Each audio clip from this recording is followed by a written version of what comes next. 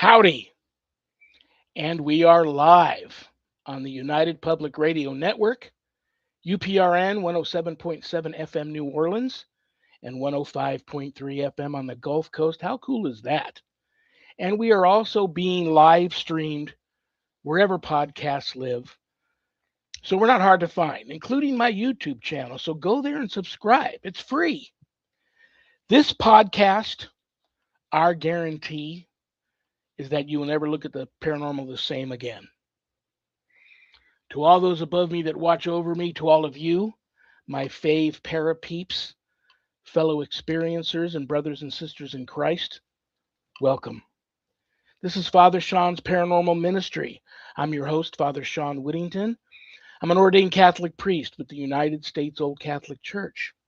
I'm a fully professed brother and abbot for the Old Catholic Benedictines of Immaculate Mary, co-founder of GhostBegone.biz, and yeah, I'm that guy on Eli Roth Presents the Legion of Exorcists on Travel Channel, HBO Max, and all streaming on all the streaming services now if you haven't caught it yet. And it's on a bit of a world tour right now and doing quite well, so I'm happy to report that. If there's anything you want to know about my wife and I and our ministry work, go to our website, www.ghost-b-gone.biz.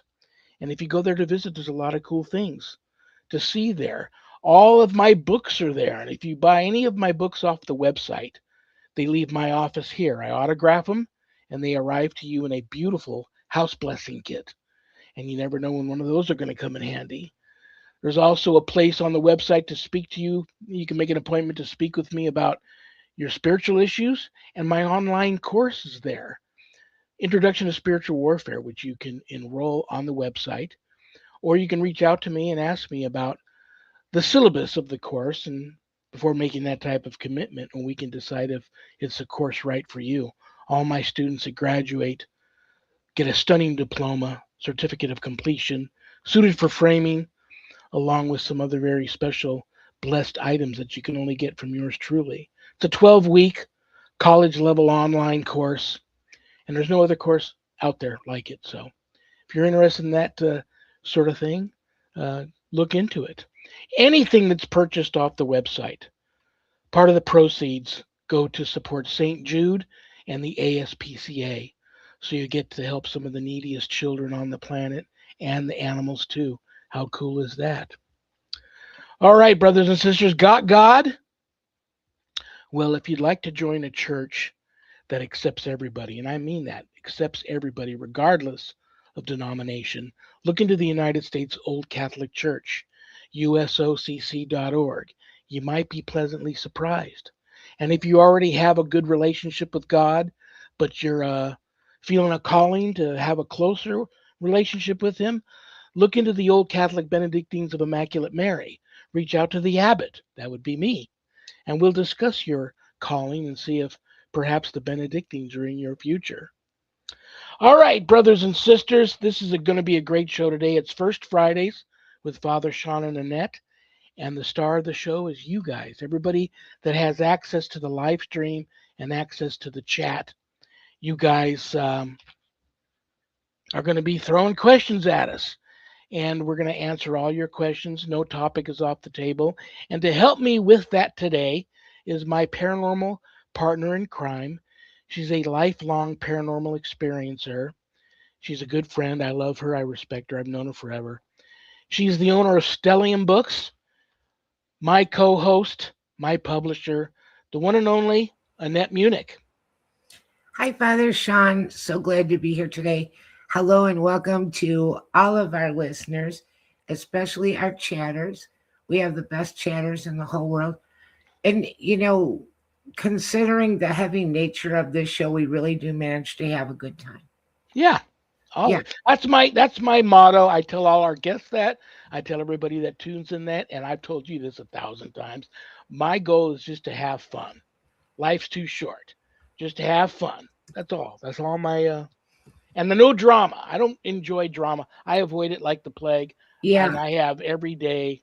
You wouldn't be surprised how many people try to drag me into drama. Yeah. And I'm not having it. All righty. So anything you want to Absolutely. announce before I maybe reach over for the mailbag or we check the what is that? Uh-oh. There's somebody ringing the doorbell at the back of the studio here. Let me check it out and see who this could be. Oh, I Hey, was about to knock. Carl, Carl, Carl, sup? What are you Carl's got doing? Hey. a new fabulous haircut, or am I wrong? Oh, no, I got, yeah, it's looking Looking good. fabulous. Thank you. Thank you. Brother, you look very handsome. You sound great. Let's hopefully this. Whenever I get somebody like you on the show, uh, you never know what may happen. So I'm so glad you show up. You're our surprise guest for today, and we're gonna. I throw out the invitations that we're gonna start having maybe surprise guests show up every once in a while on our first Friday. So this is great, man. I'm so happy to see you. Well, And I'm you glad to still be have here. the greatest voice. I tell people all the time I have a face for radio, but I also, in addition to that, I'm not don't have a great broadcasting voice, but you do. So I think that's awesome. Well, yeah, it was great on Wednesday night. We actually had a work event, and I actually got to serenade my coworkers with the song El Paso. So that was a lot of fun. Very, very cool. I know you and Annette are collaborating on a literary project. Do you guys want to talk about that a little bit before I grab the mailbag? Sure, go ahead, Annette. Coming out this spring. We're shooting for middle to end of March, but no pressure on him. And if he wants to talk about what he's writing about, that would be very lovely. Okay, sure. Yeah, so it's a fiction story. I call it Penny for Your Thoughts, but it's a story about a man who makes wishes in a well in the middle of Kansas back in the back in the 50s, and later on, those pennies end up getting dredged up, and he starts losing his mojo. So yeah, we'll see how that ends. Interesting. Yep. We're, Very, very interesting. we're actually talking about a couple of things. So Yep. this is going to be nice. And I want to say I'm a big pusher now of I think we need a renaissance. I think we need people reading and writing again. Oh, Of course, reading and writing again, but also all different kinds of arts and making the world a beautiful, happier place.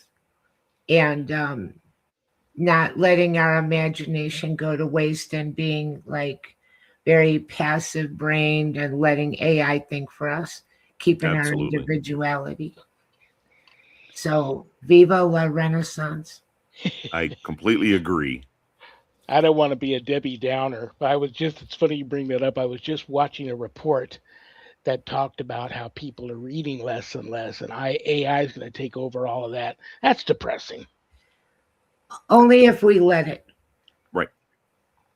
You know, I we don't want to box in our creativity. No, Yeah, no. and we need to be an example for younger people Yep. because we're the generation that we used our imagination so much every day, made up games, dressing up as this and that, and we were playing all day long, and we didn't have a device in our hand, and we had a TV. I don't know about Carl. Carl's from Chicago, like me.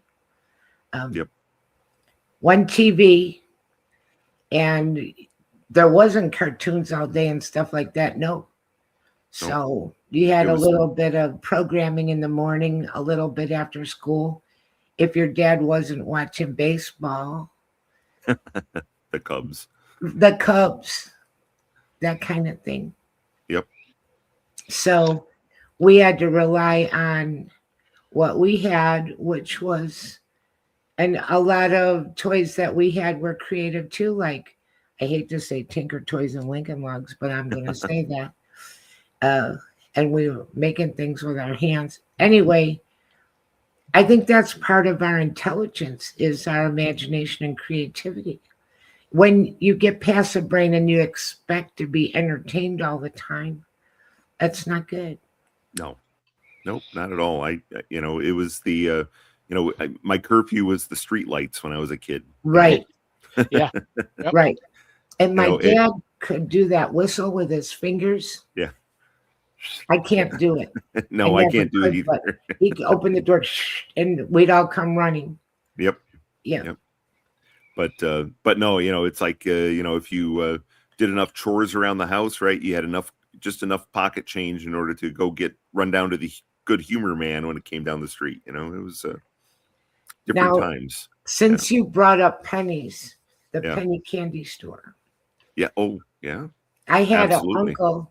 My uncle was a Chicago cop, and he'd come over and he'd go like this, and it would go up into the sky, and the sun glimmer around it. It's a 50-cent piece. Come down, snap. I was rich on 50 cents. Yep. 50 cents get me a whole like lunch sack full of Yep. Oh, candy yeah. and stuff. Some things were 2 for a penny. Oh, sure. Absolutely. Now, it's funny. You'll love this. So, in the 20s, my wife's grandfather actually was a bellboy at the Julian Hotel in Dubuque, Iowa, Oh, wow. and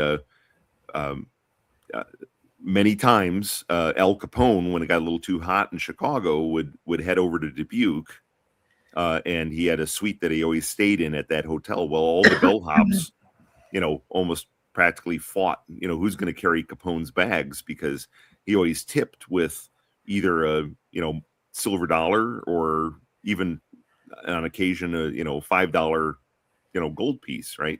And so they'd always, so, and I actually still have, she had gotten one of those silver dollars. So I still have that silver dollar. Of course, I have no, it wasn't like he signed it or anything, but,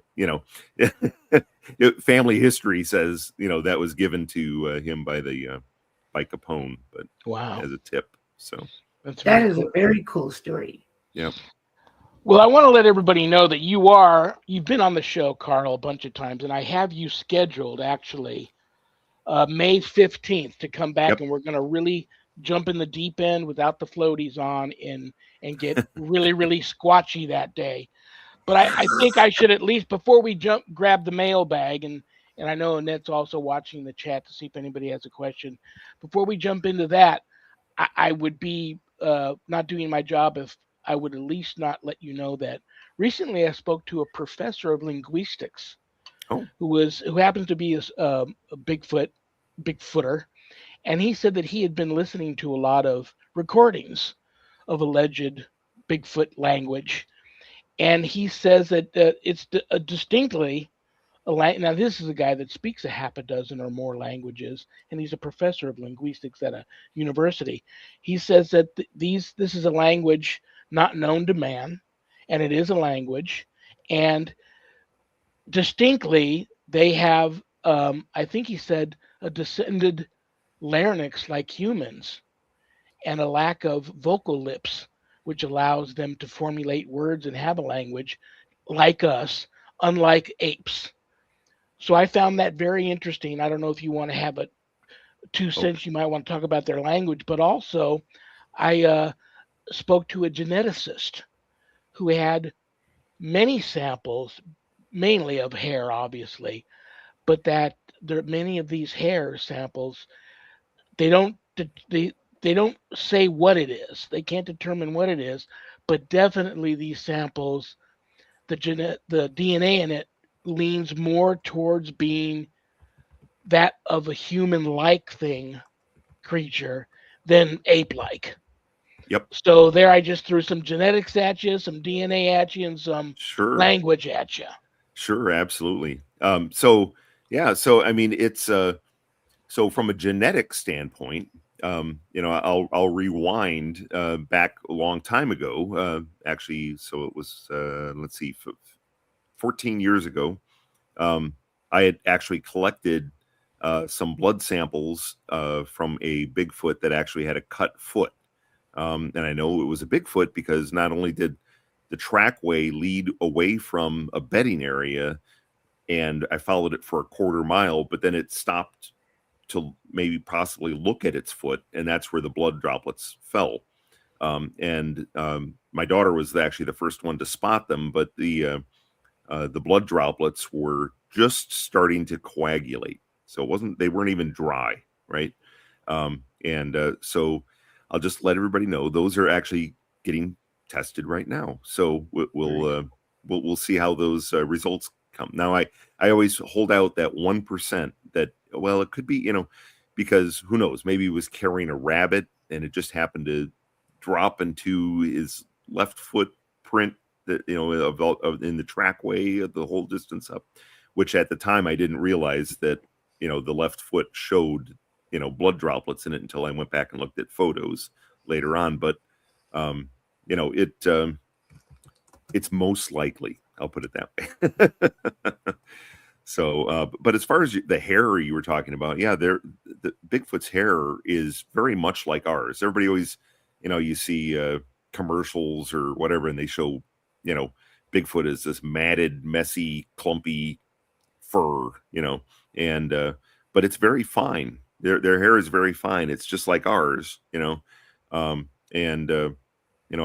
I've been 30 feet away from one that stood behind a tree and it put its arm on the side of the tree, and you could clearly see the hairs hanging down from, the forearm, and they were just very fine. The light breeze was making them, flow a little bit, and I mean it was remarkable.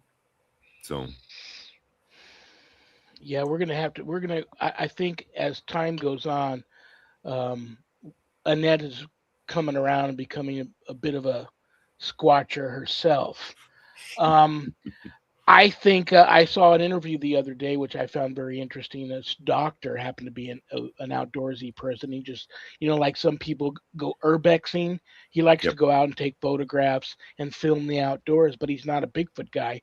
But he was at overnight camping in an area, and he was giving this interview about having been surrounded by at least three, possibly four or five creatures that seemed to be definitely trying to talk to him, but he didn't understand what they were saying.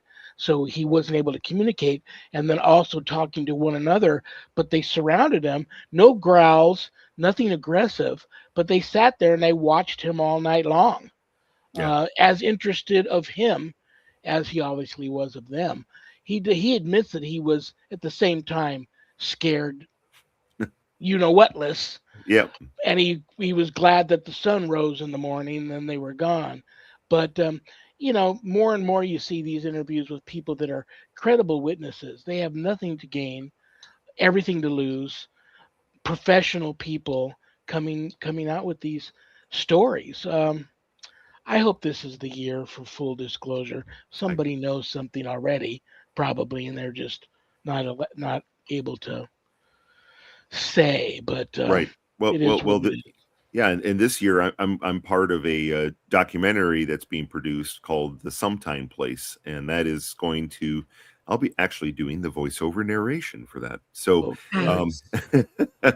and but it's it's really credible, in-depth evidence that is going to actually turn everybody's turn everybody on their heads. I mean, it's going to be mind blowing, and I really look forward to getting that out, to the public and talking about it. So that's probably about all I can say about it. But at least in there, I know we there's going to be a lot of language as you were talking about, and a lot of I guess a lot of things that you never ever considered that's something that a Bigfoot would do. So Very cool. And we have a comment from Carrie Carfast3. And she yep, said, many creatures mentioned in the Bible. Esau was a Bigfoot. I always wondered why he was described as being so hairy. Jacob had to wear a disguise to fool Isaac, a disguise of hair. I've gone on record already and thought that I believe this creature is God created this creature, and that it's flesh and blood, but at the same time it has supernatural abilities, obviously. And one of the most paranormal supernatural books anyone could ever read is the Bible. So I'm Hmm. not saying anything too controversial there, but I believe that. And like I said, hopefully we find out sooner than later. But I, you I guys want to get agree. into the mailbag and talk some parrot talk? Let's do Sure. that. And we got a comment from Flat Rock Land saying, I'm really looking forward to the documentary. I'm just going to Absolutely. pull them all out instead of one at a time. And I've we got have a question while you're getting one out. Okay. Susan. Hi, Susan. We love Susan. Love. Do you find in your research that ETs and light anomalies are appearing in the same area as Bigfoot sightings?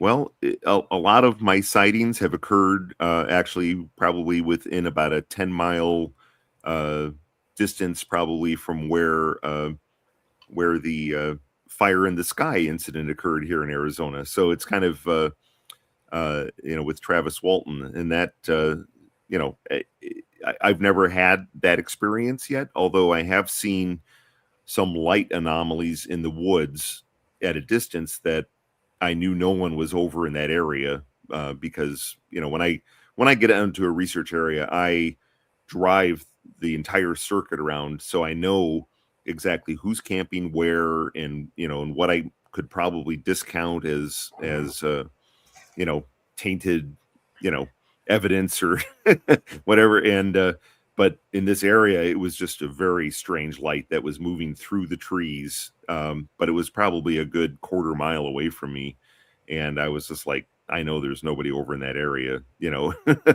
I couldn't explain that, but yeah, I'm always open. I keep my mind open, especially to everything, take in all data points, and like I always say, I'm my worst skeptic. So I've probably discounted so much that was probably a Bigfoot doing something that I was just like, well, it could have been these guys over here in this campsite or whatever, making noise. But it it I'm always open to those possibilities, and certainly in the sometime place we're going to get into that ET connection as well. So Well, I talk to more and more good old boys, outdoorsmen all their lives who they have an experience with Bigfoot. Now they're a squatcher. They get hooked, and it's like, what is this thing? And then more and more of them are coming out now. I don't know if they just weren't paying attention before, but now that they've opened up their mind to the possibilities and they're out there, knee deep in, trying to find out what's going on, are coming out with these stories of every time they go out there squatching now. Now they're seeing UAPs and lights in the woods like you did, and a variety of lights. Not only these big orbs, which many guys say, well, they're seeing ball lightning. No, ball lightning is totally different. But now red like fireballs that sometimes are close enough they can feel the heat off them, wow, and shadow figures and phantom type apparitions in the woods. So they're experiencing all of that along with the Bigfoot sighting. So wow, yeah. craziness. That's Yeah. crazy. Oh, absolutely. Yeah, and having seen bowl lightning, I know what that looks like, and I've also seen an extremely rare lightning, which was called beaded lightning. And at the time when I saw it, I was just like, "What did I just see?" And it was just the weirdest thing. It looked like small dots coming down, and dots, and the bolt, the energy transferred back up again across the same dots. It was the strangest thing I've ever seen. But yeah, if you look it up, you're going to go, I've never even heard of that. Well, listen, brother, before I go on to our next question from the mailbag, I'll ask you one last thing. And for Sure. anybody out there that's watching now or listening now or may watch the show later on rerun, um, that may just be a person who likes to go out camping but not into any of this, what would be your number one to do thing if they ever find themselves in the presence of a Sasquatch? Well, treat them like they're your neighbor coming over to visit. Don't don't freak out and run around. Although, depending on what you're doing in that campsite, they might be throwing some rocks at you and stuff in order to try to scare you off. But for the most part, just be a friend. That's my suggestion, because I mean, that's what I do. I mean, when I go up to the research area that I've consistently gone to every year in, year out, by the time I don't even get a launcher out of the car before, there's a rock clack right near the campsite, and I turn and wave and say, "Hey, glad you're here," and I know I'm being Look watched all up a night. lot too. Yeah, I Oh tell yeah, look people to up. look up because I still talk to my friend who was a retired forest ranger, and he did that for you know uh, 40 years, uh, maybe more of his life. And he's the guy that I told you about who was canoeing down a river that was probably 50 yards wide, and he's right in the middle of it. And he heard what sounded like something stomping right up to the water's edge to alert him, and he clearly felt something was being territorial, so he didn't make his canoe go over there. But then he said a boulder about half the size of a Volkswagen launched out of the tree line all the way into the water. It could have easily have hit him, but it landed in the water in front of him, and he knew it was time to get out of there. But ever since that time, whenever he has sensed that something was warning him away from an area, he would pay attention. But he started looking up, and he said, lo and behold, many times he would see a juvenile up in the trees. So clearly, you have a father or a mother, Yes. Bigfoot, warning these people to stay away from their youngins. Right. Oh, absolutely. I mean, like I said, they're like us. So, if you go over to your friend's house, right, you just don't start disrespecting them and trashing their living room, right? I mean, be respectful and be a friend. That's I my was, suggestion. excuse me, I was watching a podcast and they were talking to a guy in Alaska about a lot of little towns and villages and how they have warning signals that someone saw one. And they tell everybody, don't go whistling in the woods, no whistling.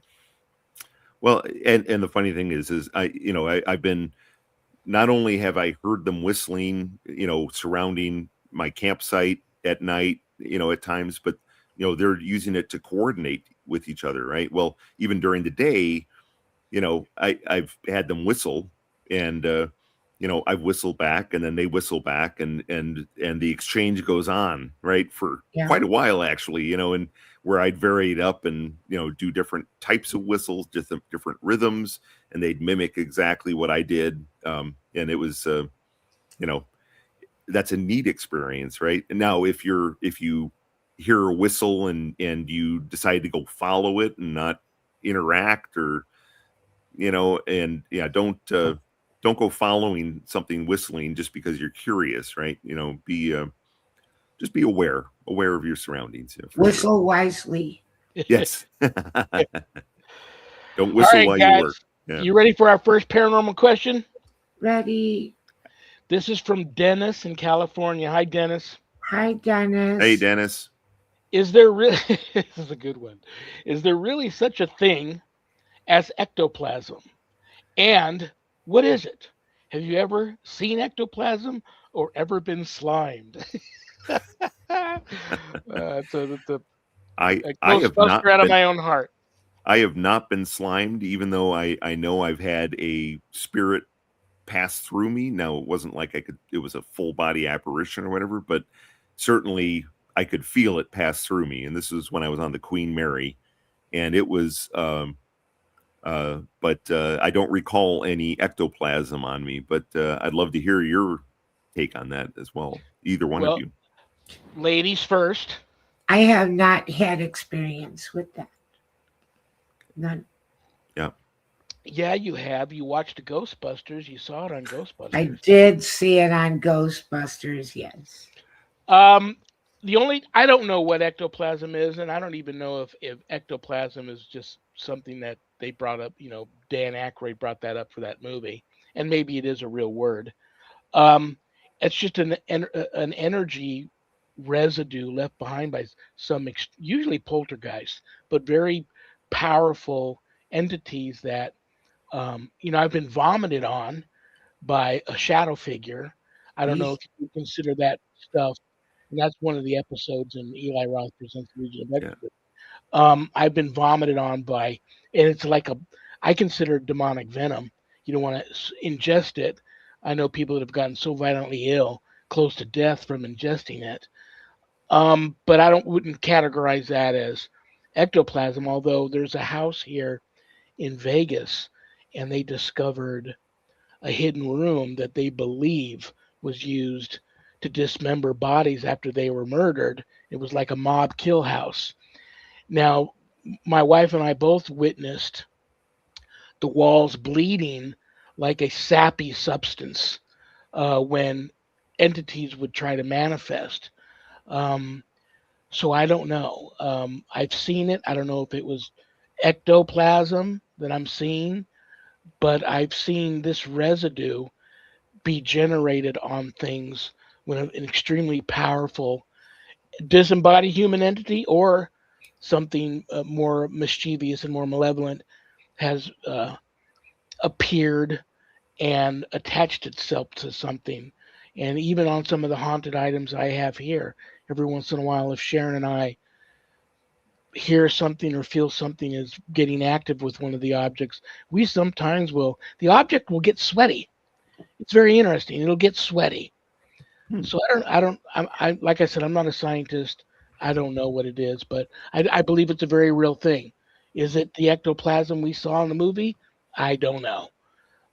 But Dan's got a great book out. Actually, his father wrote it, The History of Ghosts. Great book. They Wow. talk about that a little bit in there. And all of the paranormal issues going on in Dan's life growing up as a kid involving his family helped inspire him to write Ghostbusters. So, Huh. but he's interested in that. It's called The History of Ghosts, written by Peter Ackroyd, Dan's father. Very Huh. cool. I'll have to look that up. I didn't know about that. Are you guys ready for question two? Do we have I Number somebody that would like to talk? I have had venom spit at me in spiritual warfare, not physical, but in another dimension. Yep, yeah, that too. Alrighty, this is Catherine in Utah. Hi, Catherine. Hi, Hey, Catherine. Catherine. I love to hear a good ghost story. I don't have the courage to go ghost hunting. If you had to choose, where would be your number one? Oh, this is a long one. First choice, top of the list, must do haunted site to investigate. Great question. Okay. Well, I actually have a recommendation. So, I would recommend you take a trip to Long Beach, California, and stay on the Queen Mary. You can literally have your own hotel room on the ship, and actually the hotel rates are fairly reasonable for Southern California for sure. And and I would tour the ship, especially at night. I wouldn't go to any of the typical rooms and areas that they promote with whatever ghost hunting tours on the Queen Mary. Certainly, all the experiences I had on there were not in those areas, but and it was always great to have someone with me. My wife and I were on there, and she actually heard a piano playing in a room that was absolutely 100% empty and dark. And the moment that I opened the door into that area, the piano music stopped. But you could actually hear the hammers on the piano hitting the strings. I mean, it was a Wow. very physical thing. And the moment I opened the door, it abruptly stopped. It was quite remarkable. But I've been poked on the Queen Mary in the back. It left a red mark. I heard what I would call ghost bagpipes early in the morning. That was interesting because it faded in slowly, and initially I thought it was just water pipe things, and then it was absolutely clear as a bell bagpipes, and then it slowly faded out again Wow. at the end. But and then of course I think the picture I've shared before, but of the the spirit, I walked through this woman, and after I walked through her 3 times, then I started taking pictures, and you could actually see a mist forming, and it's you could see her dress and Wow. outline and everything. It's pretty neat. But Oh, very cool. And she's been to some cool places, and I have. But when it comes to where I would want to go, the first thing I thought, I'd like to go to New Orleans just to tour and the history and see what it feels like. But I have a surprise guest. Uh-oh. Uh-oh. So if you want to make a doorbell. Ding dong. Ding dong. There we go. This is, we got 24 chicks. They were just born Tuesday. This is Chicoletta. Chicoletta. Hello. My granddaughter wanted one to be called Chicoletta. So she wanted to stop by and say hi to everybody on the show. Very cool. Hello. I bet you didn't think I invited a chicken. I knew you did. I did. You got me on that one, and I would have never guessed. Well, you guys got Bigfoot. I got chickens. Very cool. Very cool. Good for you, Annette. But yeah, I would thank you so much. I had chicken delivery. It's kind of like DoorDash, but they're still alive. Anyway. And not fried. Yeah. They're not fried. That's what I wanted to do. And I was going to go to New Orleans, and then the hurricane hit and I never went. And I just wanted to feel the vibe of the place and do the history and all of that. The French Quarter, because I wanted to experience the energy there. But Father Shawn has stories about New Orleans, but that's the first thing I thought of. But there's a lot of places that are very curious. And as for the Queen Mary, when I'd call my mom, I could hear the boat in the harbor with the horn because she lived that close to the Queen Mary that you could hear it on the phone call. So that's cool. I would like to see that too. That's very unusual. Yeah. I don't like the idea of being locked in overnight at some old haunted prison. That doesn't sound like fun to me. But what about Father Shawn? What's he gonna say? Yeah. Well, Annette, real quick on the New Orleans thing, it's just if you go there, it just something about it just attaches to you, and you just fall in love with the place. If I do go back, I have a friend who thinks his family thinks he's a loop guru that I need to visit. And if you go there and run into my vampire friend, tell him I said hi. That is the craziest story. And I brought up New Orleans, and we are a New Orleans show. So I'm sure there's people that love that, and then you have that story, but his story is so crazy. This guy that was very thin and pale, and he sees him way over here. He's kind of walking away from, go around the corner. Look, he's right over here. So the guy keeps showing up no matter which way he tries to go to ditch him. And that sounds to me like, he didn't say it, nobody said it, was vampires. Yeah. He was unusually tall, unusually pale, dressed in period dress, and definitely followed me back to my hotel. Creeped me out so bad, I stopped urbexing that night down in the French Quarter, which I was doing late at night. And I went back to my hotel room, but every time I went down an alley or another side street to try to avoid him, there he was again ahead of me, just kind of on the side of the road in the shadows, watching me. It creeped me out. So yeah, if you run into him, tell him I said hi. Tell him I'm doing well. I have to say, I hands down, it has to be my family castle, Whittington Castle in Shropshire, England. Fun.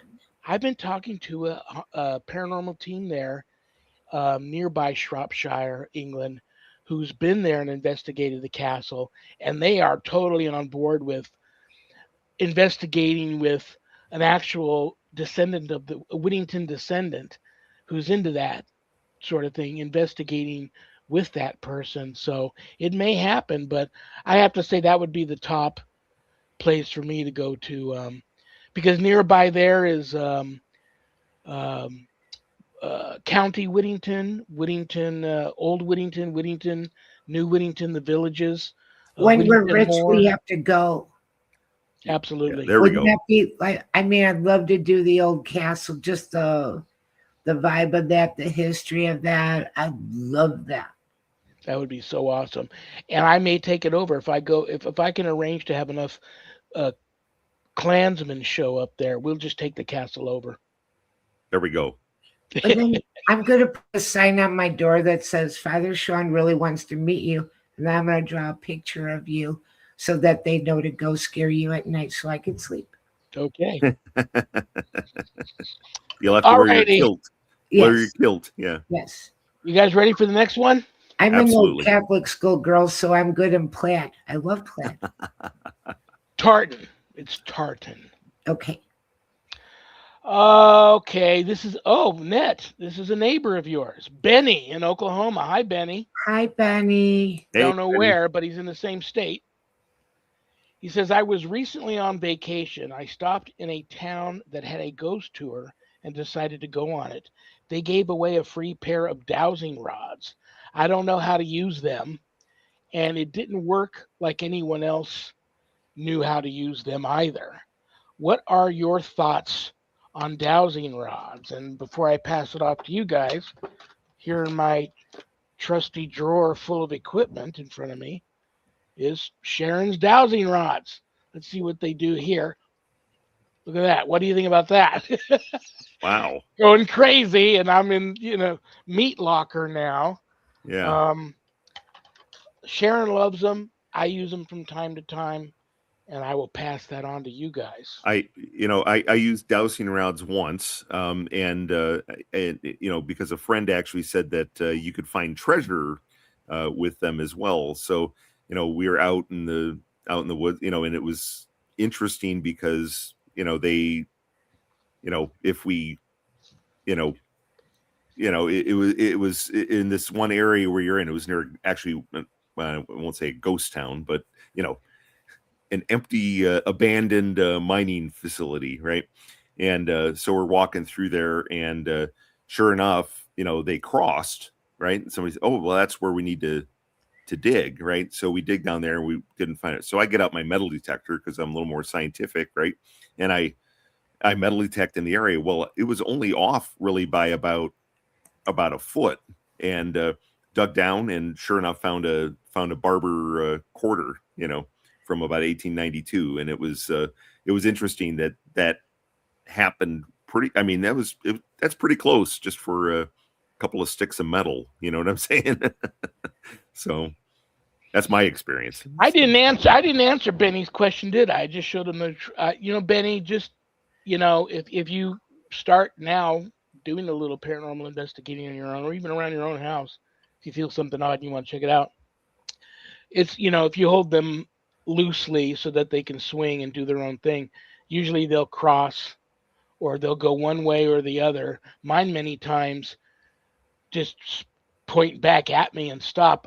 Very rarely, like I'm going to talk to Sharon about that when she gets home from work today. Very rarely do they do what they were just doing a second ago, go crazy like that. So, I mean, but there's a lot of haunted objects, alleged haunted objects in the office here, and there's been a lot of. We live in a haunted house, so I'm not surprised they did that. But um, I guess that's talk to an old school um, person that used to look for like energy portals on their land or even water. There's a lot of They people that hire do out in farm country, like where Annette's at, that use a form of dowsing rods to to find locate water. absolute. And that was very popular, very reliable.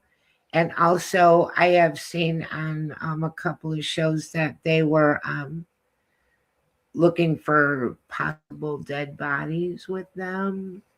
And if you start with knowing that everything is energy, and we have somebody saying, Susan is saying, they were going wonky because they're Sharon's rods.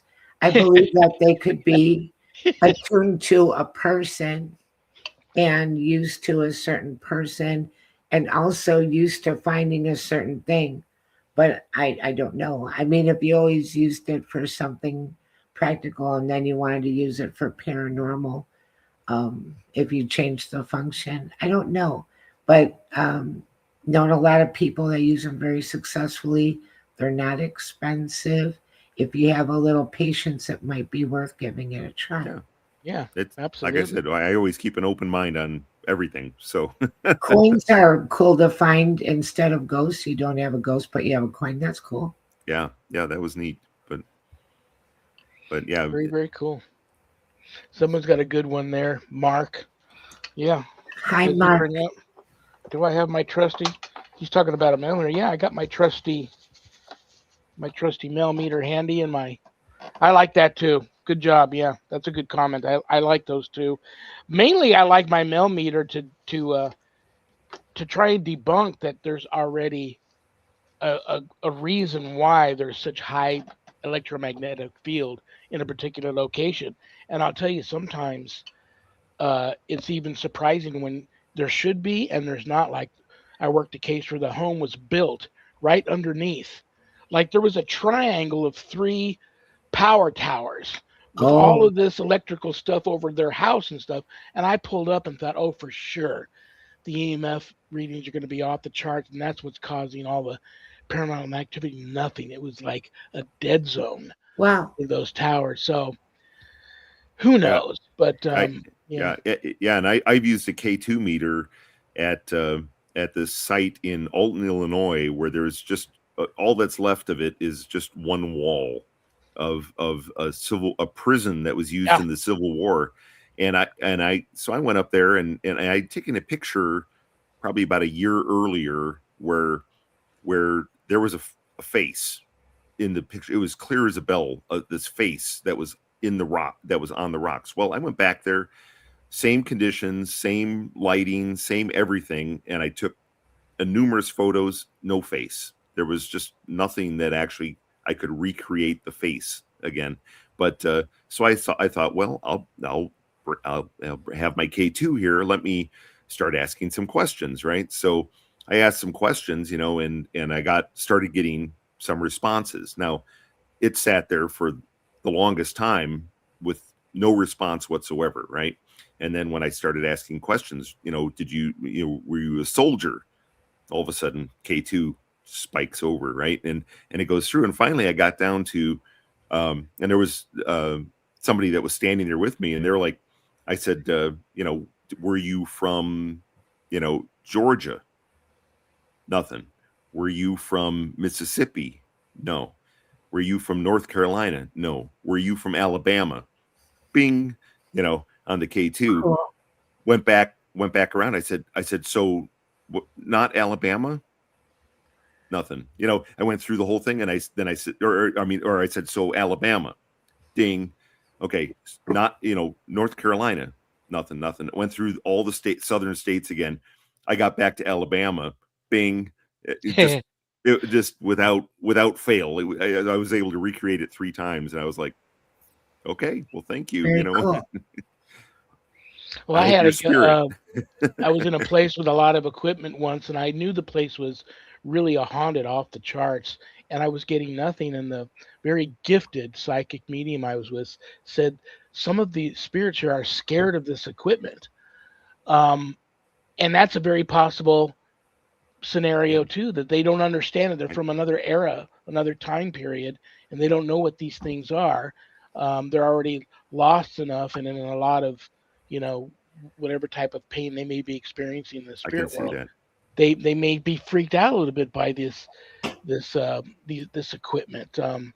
That's funny. Alton, Illinois, is considered to be one of the most haunted towns in America, and I heard that that Civil War hospital that was once there, that now is just a wall. So much horror took place there. These stones and rocks and bricks that built that prison absorbed all of that. Do you know most of the town is built after they tore down that hospital? They used most of that stone and brickwork to build other buildings there and Oh, homes. absolutely.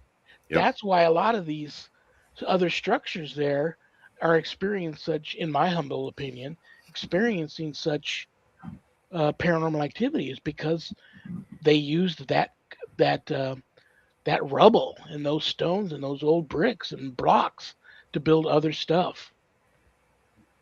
No, and Alton is absolutely haunted. There's not many places I've gone in Alton that didn't have some spirit attachments there. But We got a question from Mark asking, with asking questions, have you ever used a yes or no box?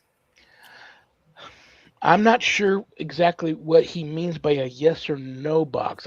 I'm so old school.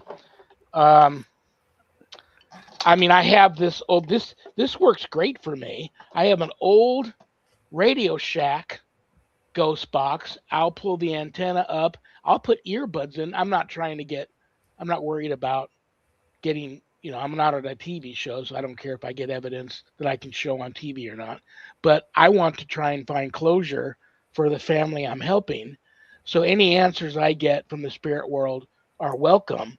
And I'll actually put earbuds in this and walk around, and I'll be the only one getting answers to my questions. Sometimes I'm walking around with one of these and I'm already have a half a dozen or a dozen pre-recorded questions, and I wait about 30 seconds between each question before I've recorded another one, and I will play these questions and have another tape recorder recording everything, and then I will compare what I might have heard, and I write things that I hear I'm writing down on a piece of paper to these questions, and then I'll compare what I heard and wrote down to what might be on the tape recorder that recorded the whole thing.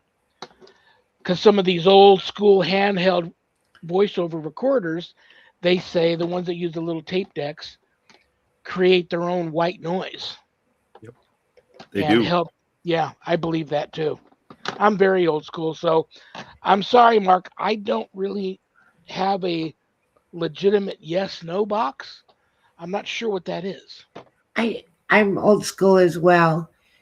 Something that I use that sounds like the same ish idea that's um, not real technical, but it's a mini flashlight, like a little mag flashlight, and you can turn the end of it till it's right about to be on or off. And then you can ask questions and it will turn on for yes, turn off for no. And we've done significant length sessions using little flashlights. The button ones, I don't know if that's as good as the twisty ones, but we had a twisty flashlight on the window, not windowsill, the fireplace mantle. And we stood in there and we would kind of check our results, like Carl said, ask the question again, ask it in another way, and see if everything seems to be following along consistently with the questions and answers. So I'll say my yes no box is a small flashlight that twists. Oh, that's very cool. That's a good idea. Yeah, Yeah. very good. Yeah. Well, guys, it's about 6 minutes till. I better get you ready to kick you out of here, Carl. All right, that's fine. That's I fine. hope you had fun. Did you Oh, have always. Oh, I always have fun. Let me remind everybody again, you will be back on Friday, May 15th. Mark your calendars. And nice? Carl and I are going to jump into the deep end without our floaties on and get really, really squatchy that day. Yep, So absolutely, plan on it. absolutely. All right, Carl, I love All you, right, brother. I respect you. Thank you so much for being Thank our you so surprise much. guest today. Have a Thank great you. weekend, and I'll be in touch, brother. love you both. Take Love care. you too. Take care. Have a great weekend. Thanks. Carl, sup? Was that fun or what? That was fun. And I think it's going to be a big hit, these, because I've just thrown out these invitations, open invitation, didn't reach out to anybody in particular saying, if you want to be a surprise guest on the show, any first Friday that is, we book a regular guest on the second and third Friday of every month, and then the last Friday is Happy Medium Monthly. But I'm opening up first Fridays with Father Shawn and Annette to anybody that wants to be a surprise guest, which means just that. We're not I going think to it'll be fun. promote and announce to people that you're coming, but we'll know, and you'll be a surprise guest. So reach out to me if you want to be one of those people. So yeah, I'm going to take an opportunity here. I'm just going to throw it out there, and then we're going to move off the topic so I don't get emotional. But everybody, keep my wife, send positive vibes and love and light my way. And if you pray, uh, keep my wife in your prayers. She could use it. She's going through a tough time right now, some severe health issues, so we could use that. All right, Annette, I love you. I respect you. I want you to have a very wonderful remainder to your Friday evening and your weekend, and take care of them chicks for me. And anything you would like to say before I kick you out of here? I'm just tell Sharon she will be on my prayer list, and thank you to all of our listeners and our chatters and to Carl. We had a great time, and have a fabulous weekend.